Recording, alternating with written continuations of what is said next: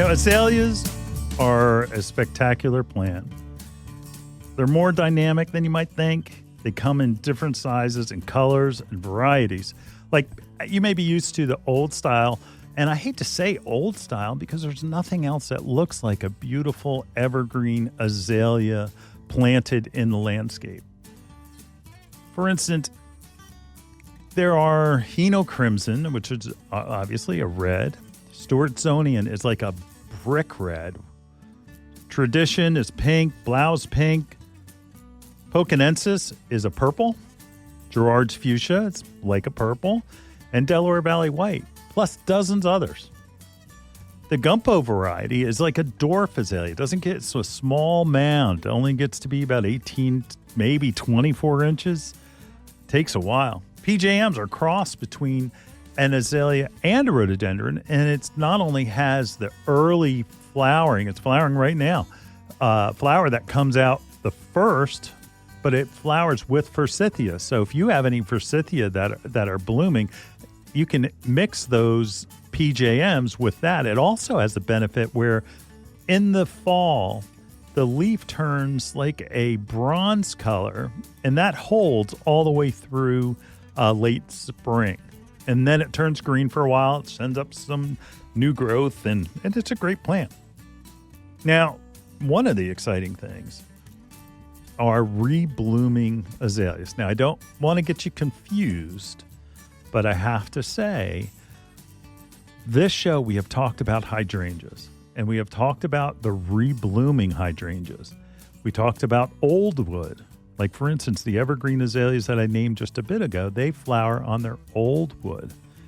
And that, I have to say also, we get it every year. People come, my azaleas don't bloom. How come my azaleas don't bloom? And I say, well, did you trim them back in the fall? Yeah. Well, you trimmed off all of the flowers. Now, the new series of azaleas, like the new series of hydrangeas, will not only bloom on their old wood, but after they put out a flush of growth, they'll actually set buds and they'll bloom on their new wood. So their new growth. So you'll get several cycles of blooming from Encore is the variety that we like the best. I know that Proven Winners is trying to get into the game. But the Encore ones are the ones we like, and it's because the way that they were bred was they were bred with a variety that was specifically meant to bloom in the fall.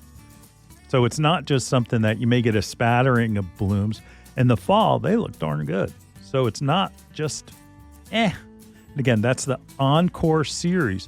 Now, those of you in our northern listening area, you got to be careful because they're only going to be good to zone 6, and you have to check the varieties.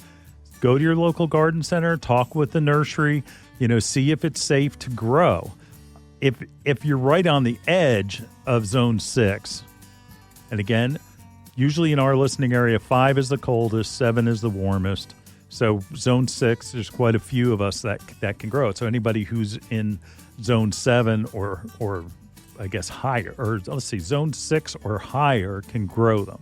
And they're originally a southern plant. Like, Southern Living Magazine always does a spread on them about how great they are. And they are.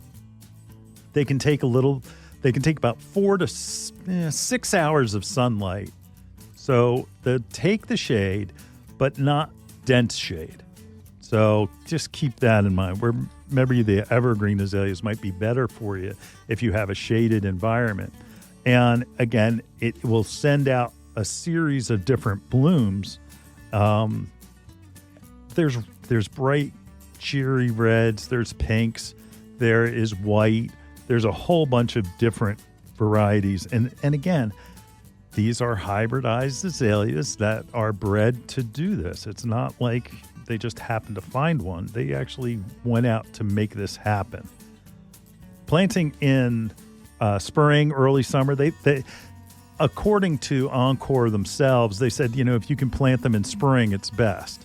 Because if they're trying to establish, and again, they're in that warmer zone, that 6th zone, they would like to have a little bit of roots in the ground before they hit winter. So keep that in mind. And look, you need to think about them the entire season. A lot of folks, they will plant plants, and especially nursery plants, in their landscape. And what happens is that they said, oh, well, it looks pretty good. And then they get to, say, I don't know, the end of August, and it's alive, so we're just going to leave nature take care of it. Don't do that, especially with Encore azaleas.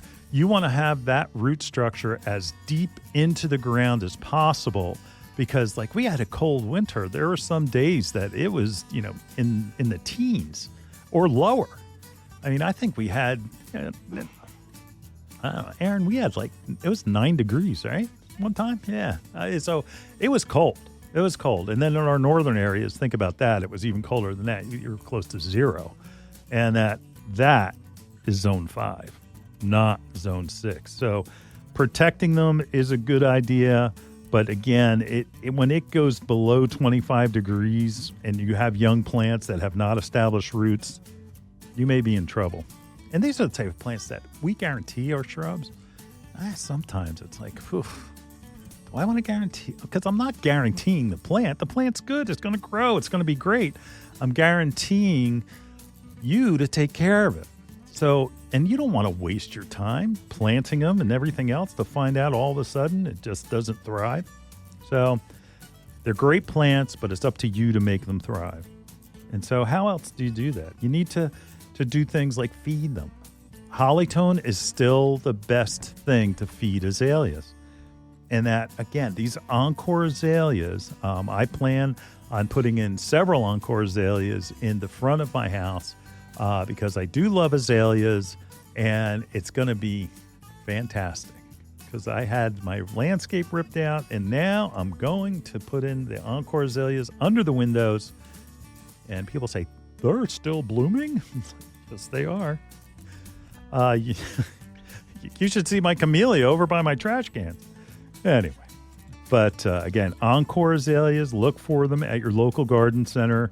And again, they're going to do well in zone 6, zone 7, zone 5. You're taking a risk.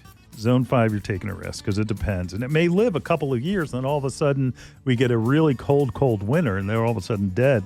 And if you're wondering why, it's because, again, you just got lucky the first couple of years.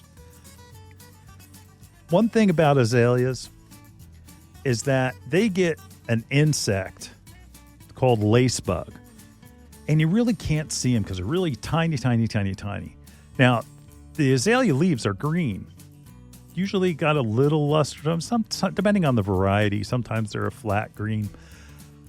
But if you look at your azaleas, and it looks like they have tiny little dots. I mean, small, microscopic. And that it's turning the leaves on the yellow side.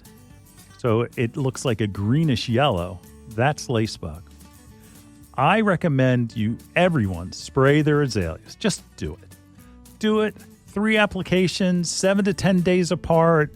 Do it in spring so where it overlaps in summer. So you don't have to do it right away. You can do it sometime anywhere from, say, April, and then again, 7 to 10 days apart, and then you're into late May. You can do it.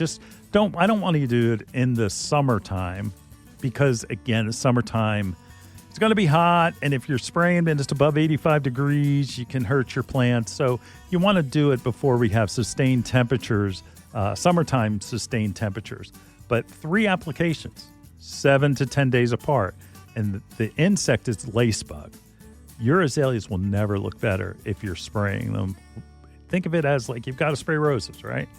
So you have to spray your azaleas, and that they'll live, but they'll always be on the border of, is it ugly yellow when it doesn't have any flowers?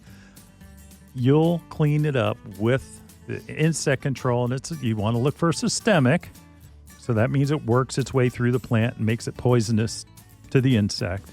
And again, that's lacebug. You want to control lacebug. So when you go to your local garden center next, ask, what do you have to control lacebug on my azaleas? They'll be happy because they know it will clean up a problem. People think that they throw more fertilizer on it. It's a fertilizer issue. And they're like, no, it isn't. it has a lace bug on it. You have to control that. So just wanted to pass that along. If you've got questions, you know what to do. Call that hotline. That's 609-685-1880.